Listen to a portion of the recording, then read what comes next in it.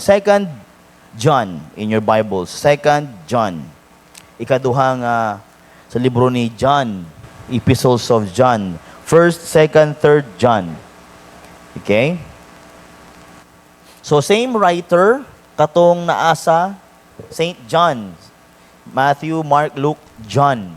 Amen. O kani dinhi is first, second, third John. Okay, second John chapter. Ano naman ni chapter ni verse diretso na eh. Amen. So let's all stand, let's pray first and then we will go on. Okay lang ta? Amen. So let's pray. Father in heaven, we thank thee, Lord, for gathering us back here, Lord, for a prayer meeting. Lord, I really thank you, Lord, that you are leading us. You are giving us, Lord, the love, Lord, the love of being together in worship. Kanang gugma Ginoong kami aniag gayud sa simbahan. Nga amo na tultulan ang pag-adto sa pagsimba gyud Ginoo kay naami katigumanan. Salamat Ginoo sa pagdala sa mga kanakan dinhi nga malinawon o protektado. Ug karong gabi nagahangyo kami nga Ginoo magahatag ka na og maayo nga pag-intindi sa imong pulong. O God, nga kami Ginoo mahimong dali na mo maintindihan unsay imuhang mensahe para kanamong tanan karong gabi. Panalangin matag-usa nga niya, gamita ako Ginoo pagbitbit, pagwali sa imuhang pulong. Lord, himua nga walay pulong nga lain Ginoo nga sumbaba mo gawas kundi imong kabubuton lang gyud Ginoo. Lord, please use my heart, my mouth, my tongue, my eyes, my thought, everything in me for thy glory. Father, please forgive us for all our sins and have mercy on us. Cleanse our thoughts. We need thy presence, Father. This we pray in Jesus' name. Amen and amen. Palihog lingkod. Amen. So atong basahon ang 12 o 13 ka bersikulo dinhi sa 2 John. Okay, naandam na mo hang Bible? Since it is our family month, we're going to talk about family. This time, I entitled the message, A Faithful Family. A faithful family. Gusto mo nga mahimong faithful ang inyong family? Diha sa Ginoo? Amen. I would like, gusto ginako ako makanakan, ako family, kami tibok family, mahimong faithful sa Ginoo. Dili faithful sa church, faithful sa Diyos. Dili faithful sa church, but faithful sa Diyos. So nabay kalahian anak paso naa. Kanang lain po nang ganahan ka mo simba para mo kasing-kasing layo sa Dios. Nabay nga naagyod. Kanang mo simba lang bitaw tungod kay naayang mga barkada sa simbahan, mga friends sa simbahan. Muikyas og simbahan, muikyas og balay para kung musimba walay hugas plato. Amen. O walay laing anuhon. Lahi ginang faithful ka sa Ginoo kay nasayod ka nganong gasimba ka. Lahi gud ka nang gusto ka nang musimba lang na lang ka dinhi.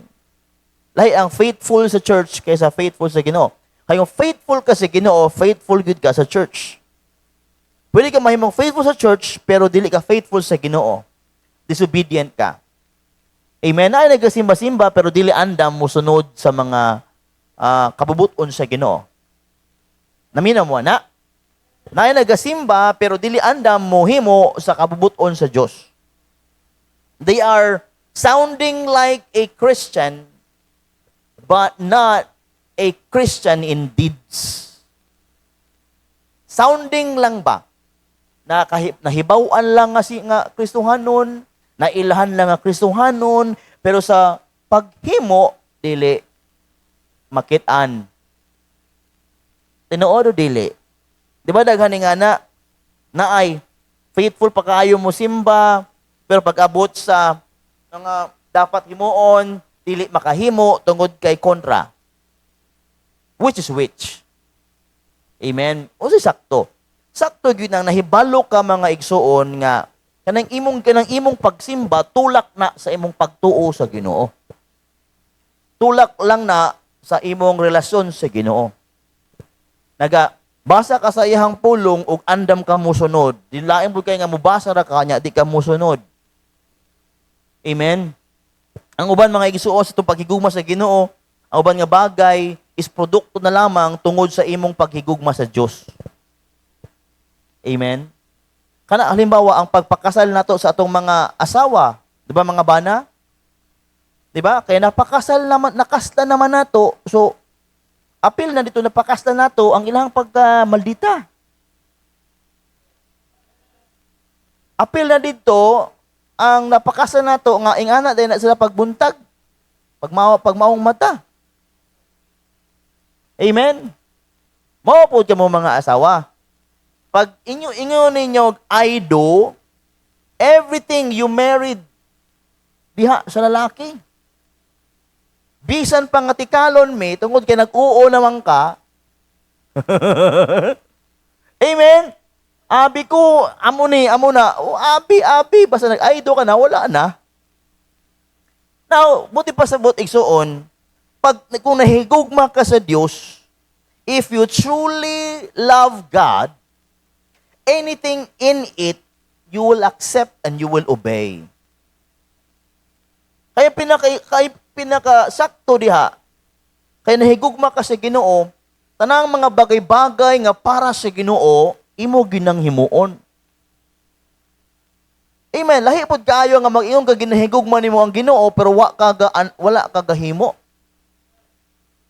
It is very hard and to see and to know a person who says and is vocal about saying that he was and he is a Christian, but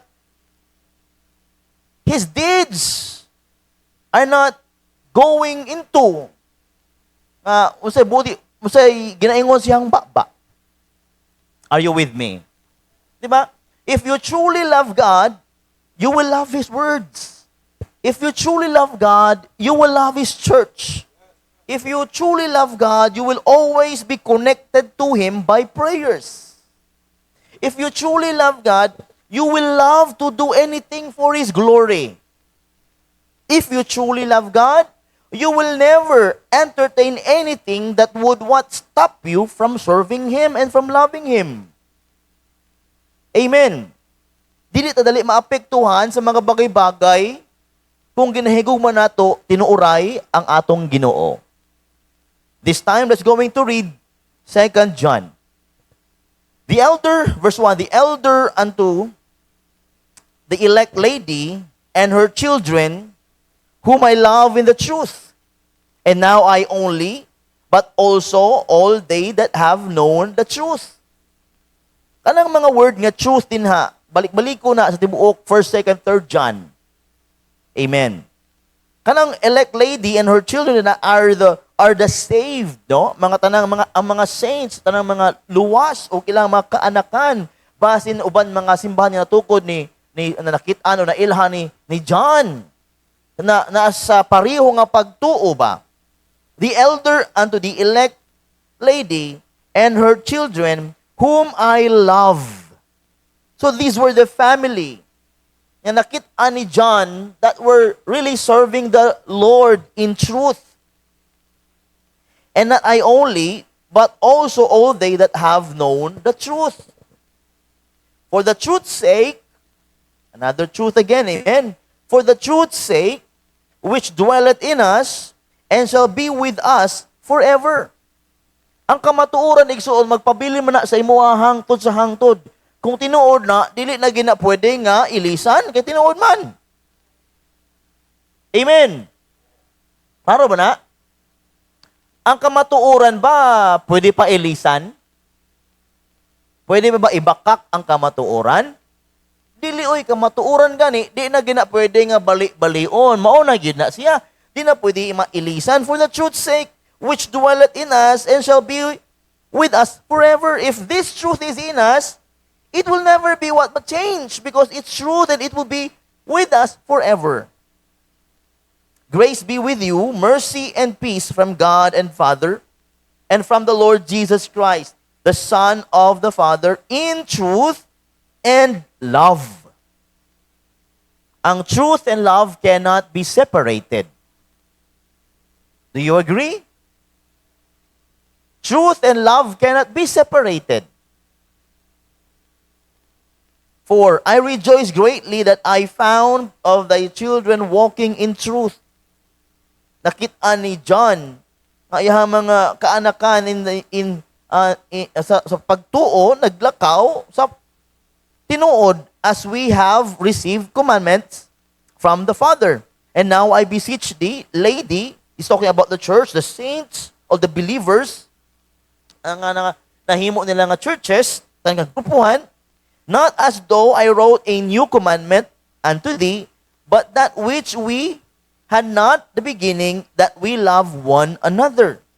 And this is love, that we walk after His commandments.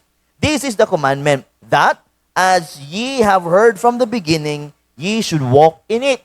Kung kana kamatuoran, mulakaw ka diha, imo ginang i-practice.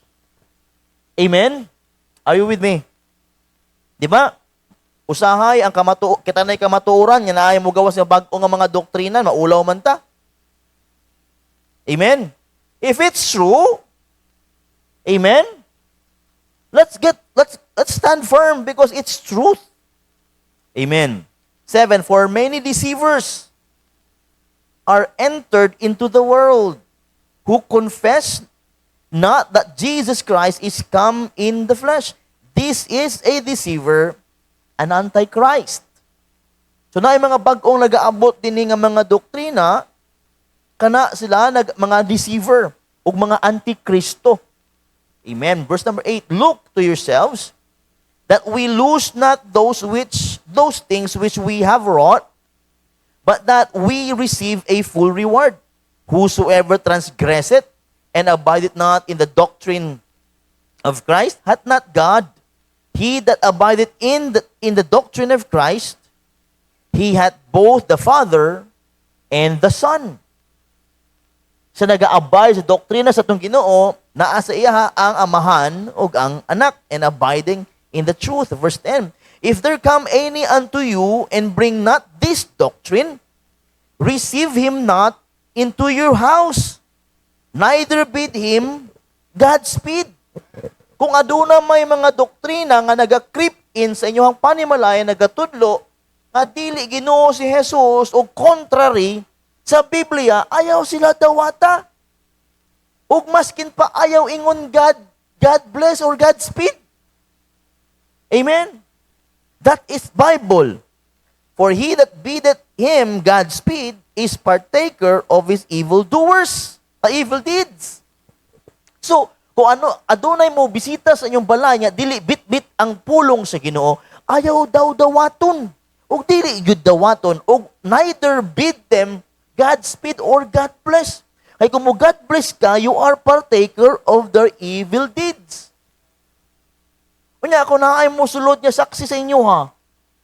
Pareho mo lang tinuuhan, pareho mo tayo Ginoo.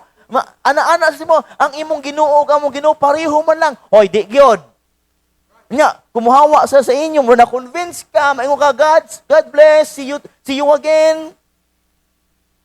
The Bible says, do not be careful on what ang pag-greet sa brethren o God bless or Godspeed. Ako dili ko perminti may God bless. Especially sa mga pastors I do not know. Really. May God bless if they're doing something and if I know them personally. Kaya kung kabalo sila nagahimo sila og ganang evil deeds, I might be also partakers of them. Okay mo? Wala mo animo karong gabi una. Na kung adunay mo adto sa inyo o nya mo bit-bit og lahi nga doktrina, ayaw pasudlon. Ay pastor, mga Ginoo mo ilang dala? Biblia? Dili Biblia ilang dala. Amen? I'm telling you, dili Biblia ilang dala. Ilahang Biblia, dili Biblia nato. Na nag-display din na og mga libro, di na Biblia, di na pulong sa Ginoo. Amen. Kaya ang pulong sa Ginoo di man for sale. Amen. Di man ibaligya.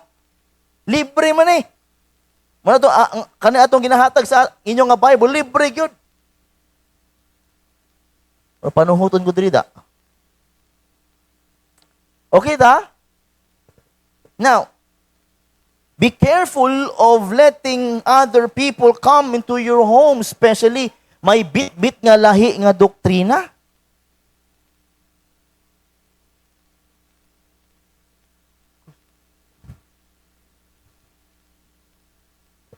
Now, let's go back. A faithful family. I wanted to have a faithful family. Not just faithful in church, but truly faithful to God.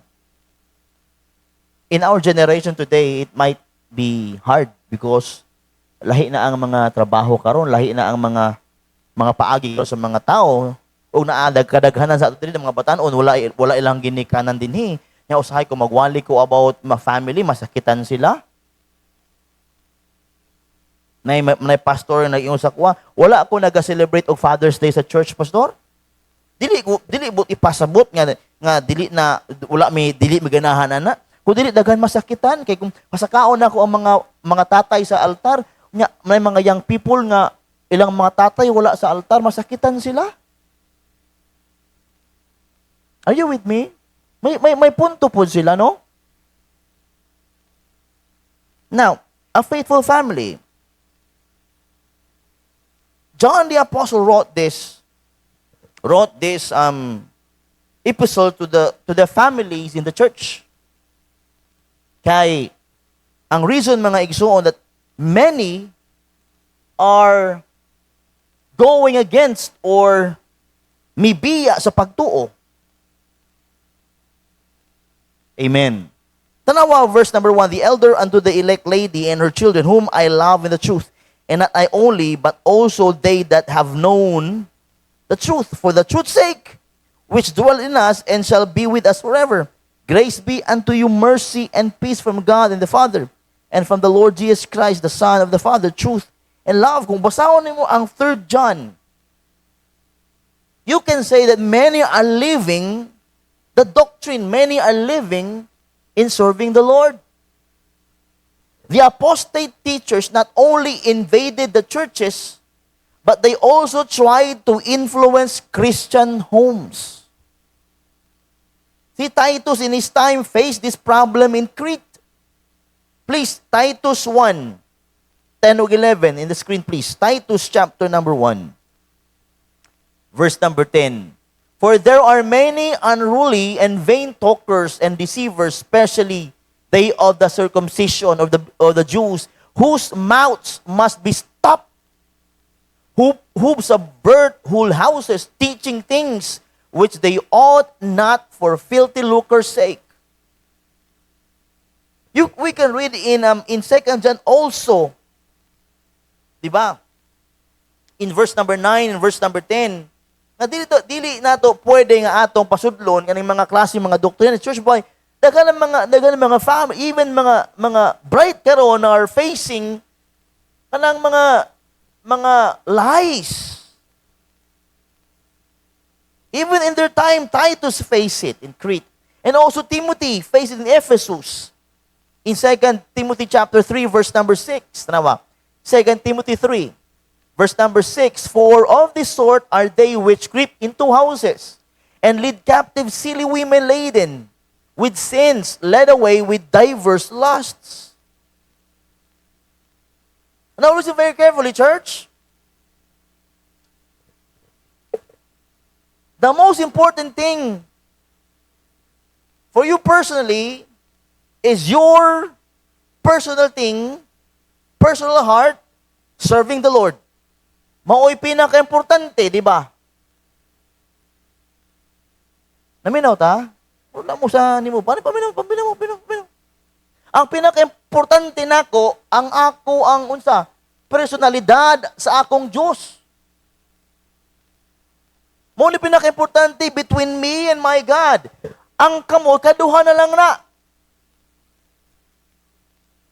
What matters most here is this relationship between God and me. Dapat ako ni proteksyonan, dili ni maguba. Maguba lamang kini kung mo start na ko og abri sa ko ang dalunggan sa inyo. O sa bang mga tao about problems and about wrong doctrines or wrong things. if you will entertain things that would bother, that would destroy this relationship, lisod na igsuon. Naminaw mo? Please, I'm begging you. Ang pinaka-importante is this relationship. Ikaw o kani, atubangan sa Ginoo. O kani, kaduha na lang man sa inyo. Always, ang pinaka-grabe yun nga, makitaan kinato, always is this, when we start opening our ears to some kind of sayings or statements or stories that would destroy this relationship. And if we try to open our ears, kani makaligtaan na nato na nahimutang focus na sa atong kapwa o dili na sa Diyos. Are you still here? Ang pinaka-importante kani gyud igsuon, pagabot simbahan kani jud. Kaya dagan ang dautan ang ginahimo niya is to destroy our what? Friendship, to destroy the relationship here. Kani isud man ni gubaon kung tinuoray gyud. This relationship cannot be destroyed if this relationship is very strong.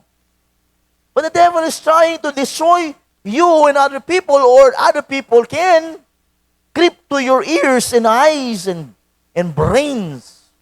So muna malayo ka sa pagpangalagad sa Ginoo. Are you with me? This brief letter was written to a godly mother and her children. Kung basahin mo 3 John, it talks about 3 kinds of people. Si Gaius, Diotrephes, and Demetrius. 3 different people. But di na itong topic karon dito sa a faithful family. Si John was giving us warning about anything that can destroy our faith in God.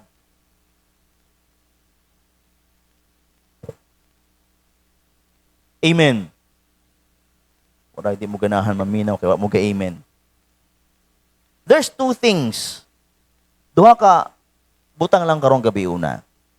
A faithful family.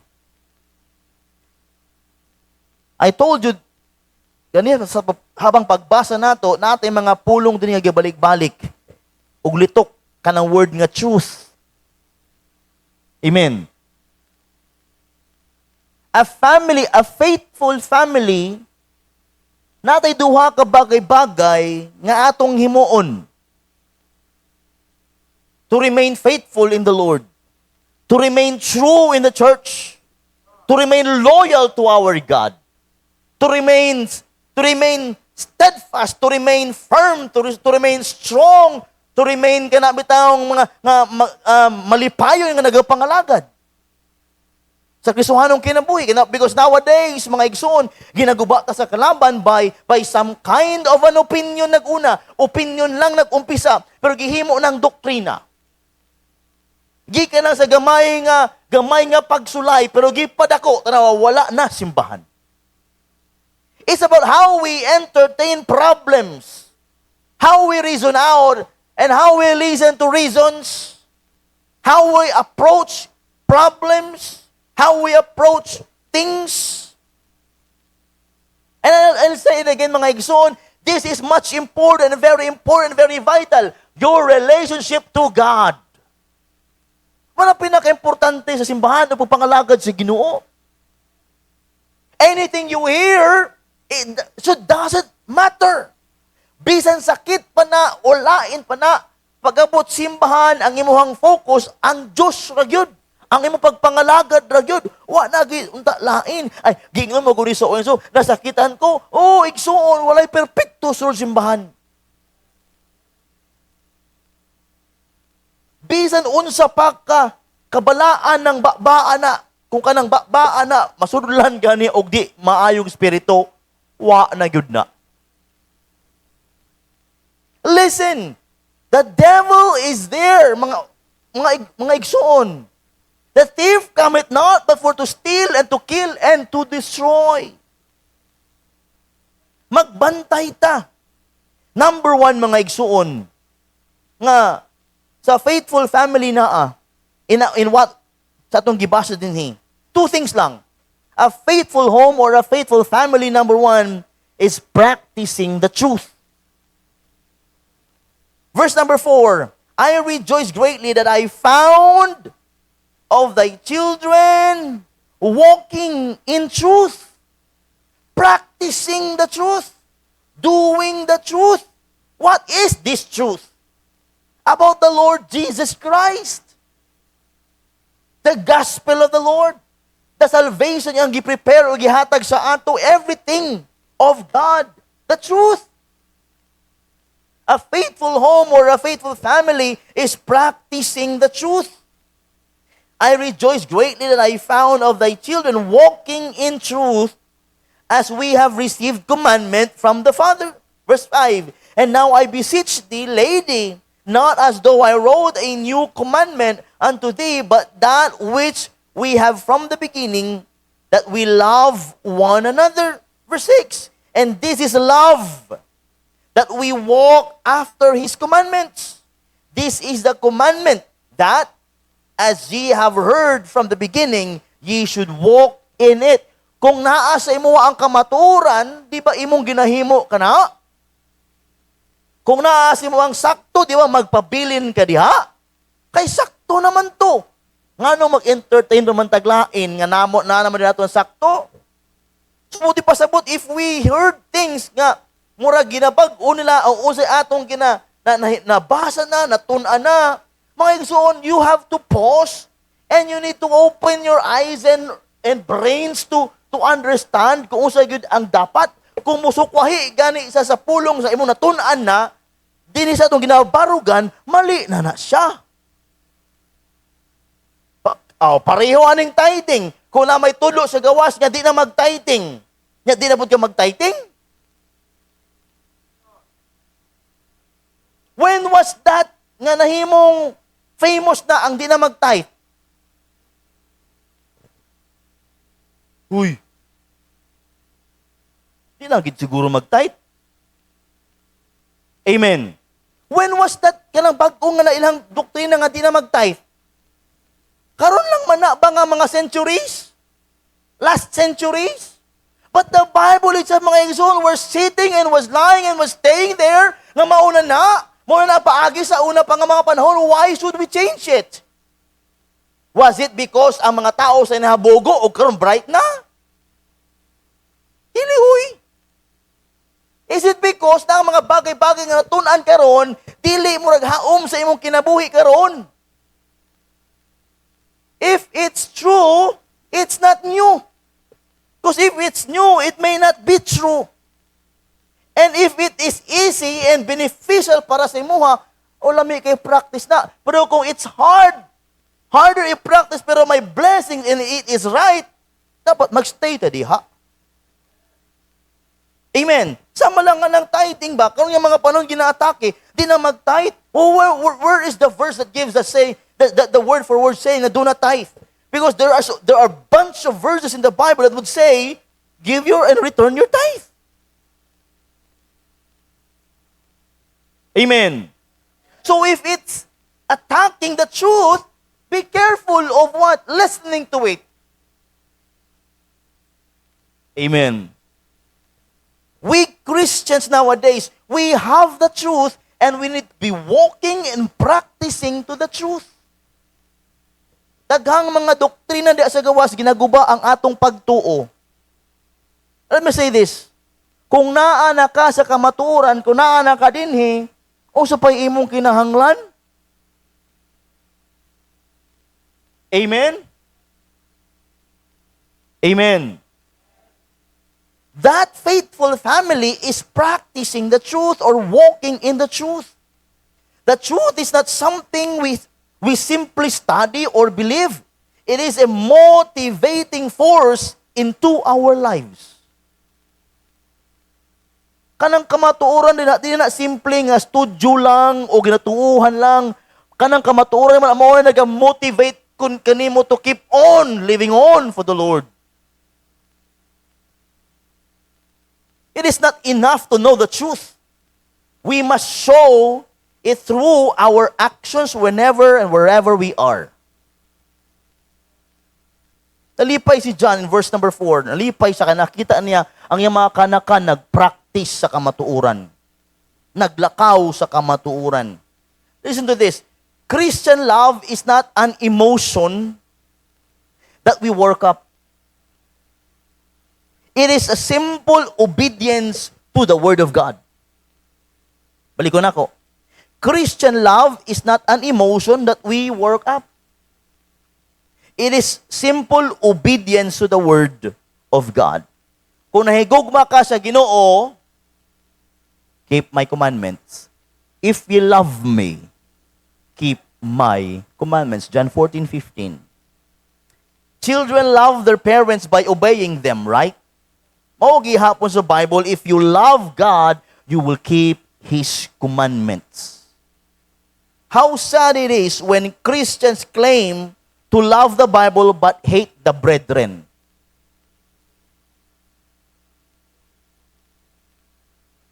Subo, pumalandungan nga naay Kristohano na ginaklaim nga nahigugma sa Biblia pero lain sa mga igsuon. Christian love. How sad it is when Christians claim to love the Bible but hate the brethren. It is so hard to hear we are saying we love God but cannot love the brethren. Amen? It's simply showing if you hate somebody, you are not loving God. Because God is love. If God loves that person, you will love that person.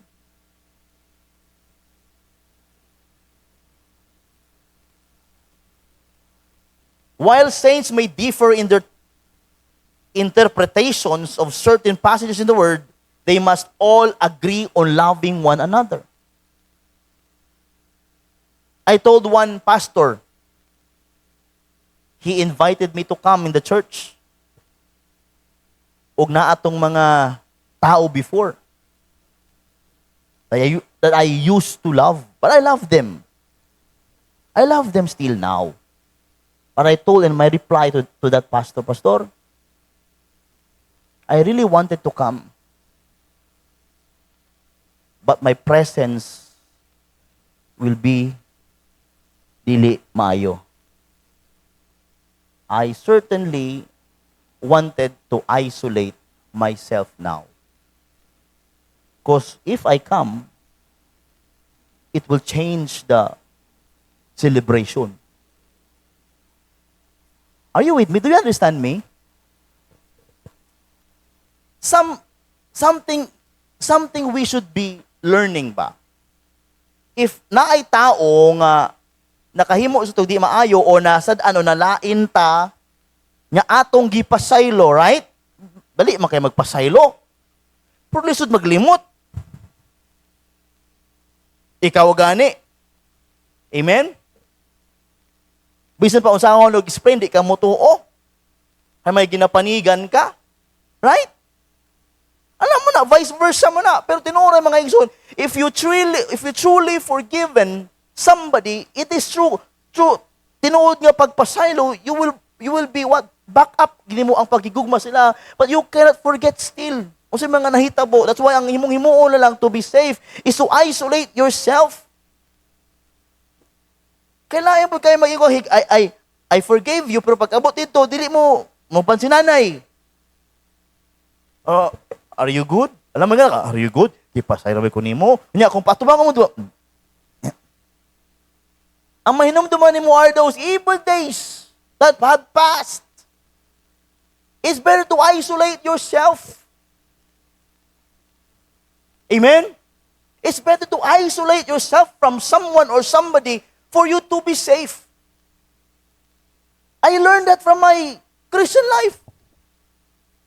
And if I am wrong, kung bright ka na, paminaw, you will learn still. Amen. Elijah isolated himself. David isolated himself. Why? Because there are things nga, gusto nimo nga dili makahuna-huna sa mga bagay-bagay, you need to isolate, putting yourself into a place wherein you can understand well. You can think well. Amen. Before what? Facing everything. Amen. Subo pa malandungon that there are so many people nga dili lagi pareho mo huna-huna, lahi po sila. Kaya ang temperament lagi, lahi gayud. Pero let me say this one thing. If you are not ready to forgive, o kung mag-hypocrisy ka lang, you are keeping on sinning. That's hypocrisy. But if you will try to isolate yourself from these people, that's not, dili man na evil, but that's good sometimes because you are learning, you can think better. You can decide better. If you are not ready to face those kind of faces, then do not isolate. Just isolate yourself. Just come to God in Sunday. Are you with me? Are you learning? That is one of the lessons I learned. Amen. Wala akong pinapatamaan, kayo na bahala dyan. Now listen to this. Nowadays, it's hard to serve God in a place wherein you have no peace.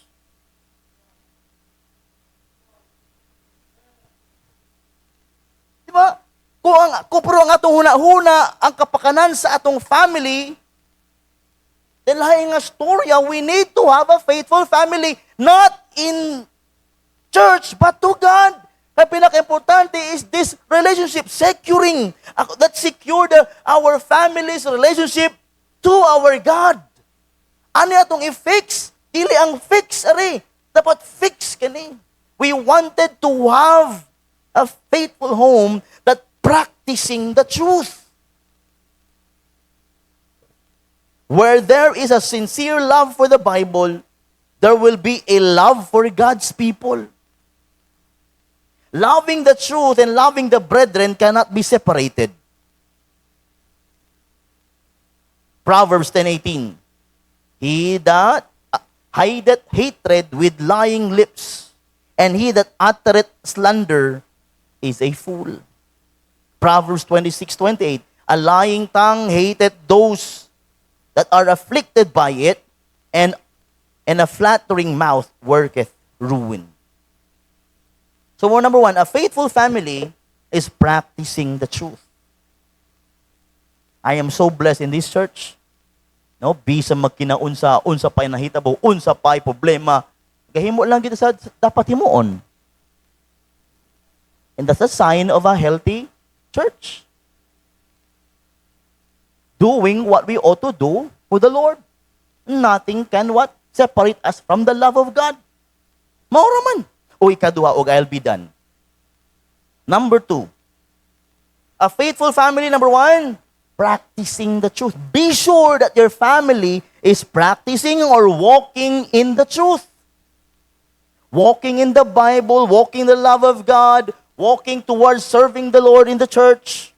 And number 2, verse number 7. Okay pa ta? Verse number 7 here. For many deceivers. Amen. For many deceivers are entered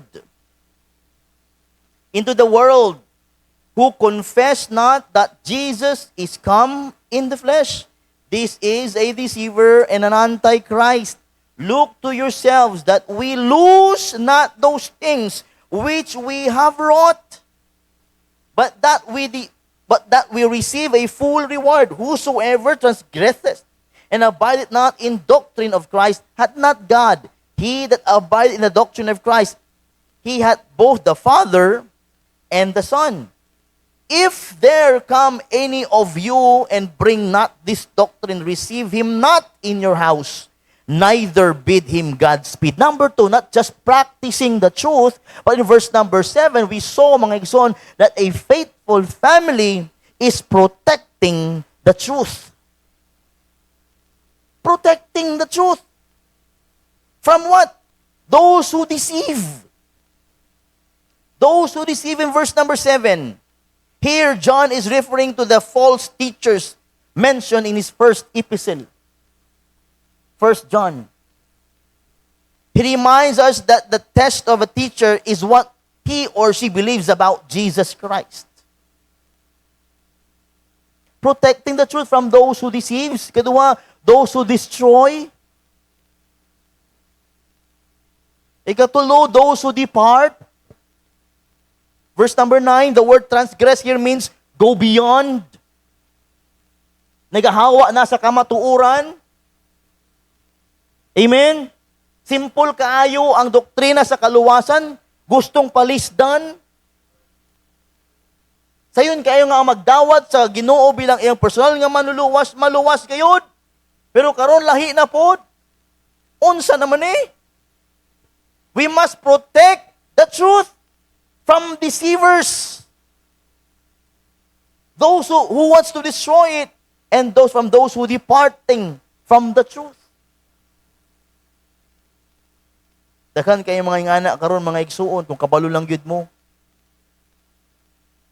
Paminaw ani. Kabalo ko daghan mga bright sa Bible diri.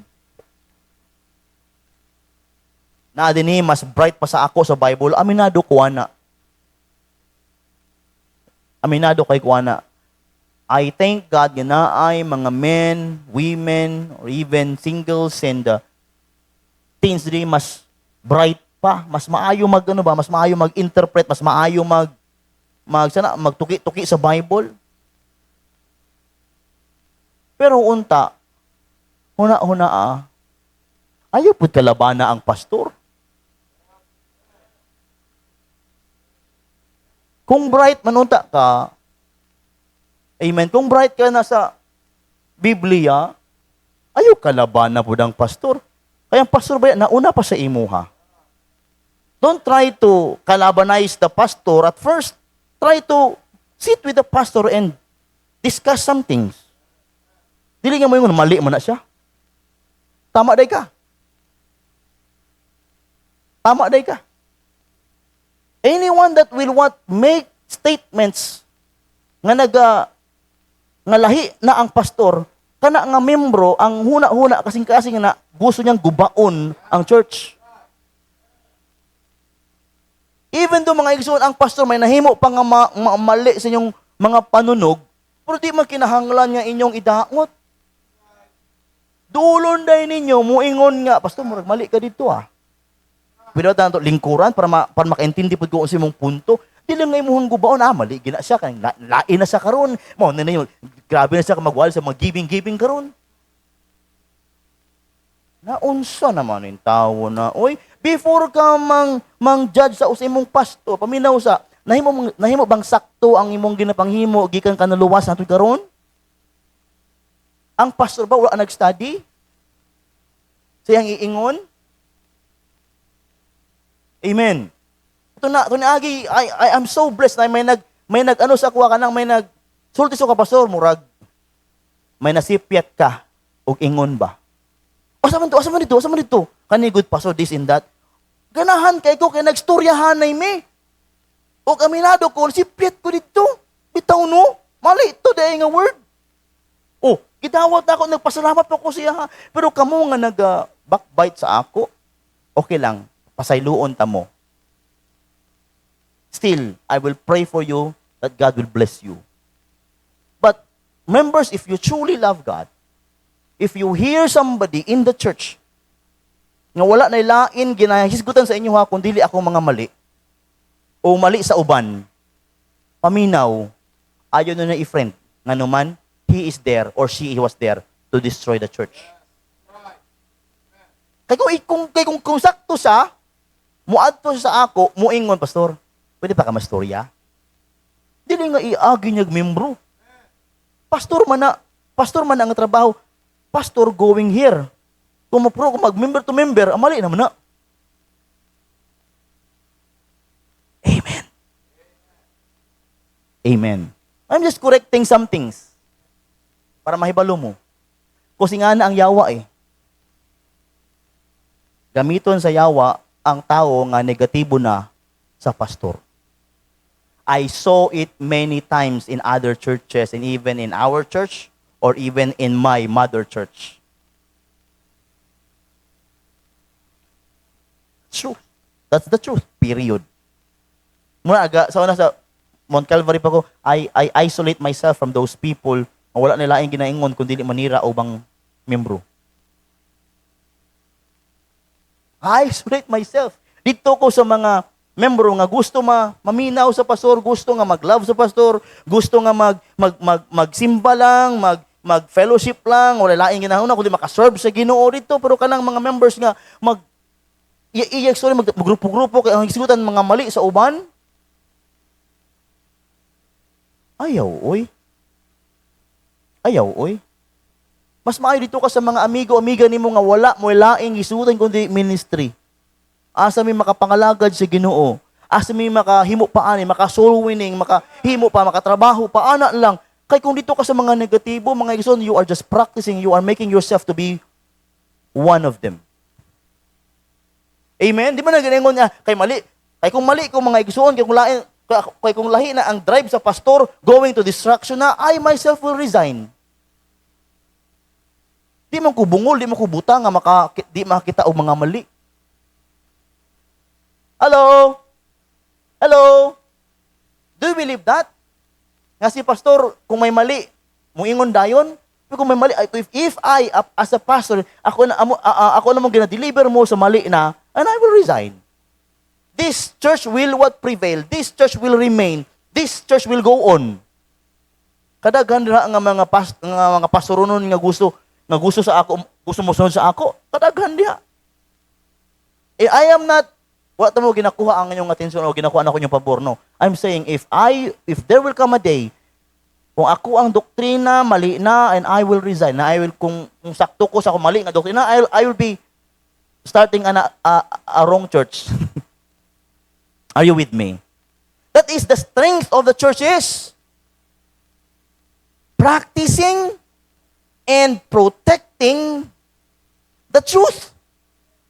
John warns us not to entertain those false teachers in our homes or even to greet them. If you hear somebody in the church, isolate yourself.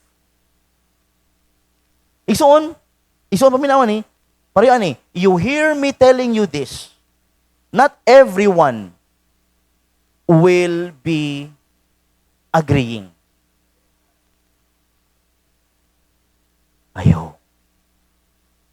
Ayaw. Kung naa ka din nga church, listen to me. The most important thing is this, my relationship to God. This is the most important thing, my relationship to God. If there will come somebody that will try to destroy this, I will isolate. Because the most important thing is this. We are in the world. Amen. And the church is in the world. Amen. So, the church is facing many things because we are in the world. But be sure your heart is not of the world. We are in the world. Dili na siya dilian, nasa kalibutan. But see to it that this is not of the world. This is for God. So, klaro mga iso, I'm not just talking to the general families here, but also we as a church is family. Amen? We as a church are family. That's why we need to be practicing the truth and protecting the truth. And this is the important thing. Our relationship to God. That's the most important thing. If this is important, everything outside doesn't matter. Kani. Friendship will never be a hindrance. Relationship will never be a hindrance.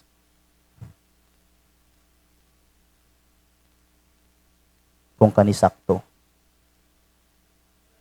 Kung kani tinuod. No one can separate this heart, should separate this heart from this relationship.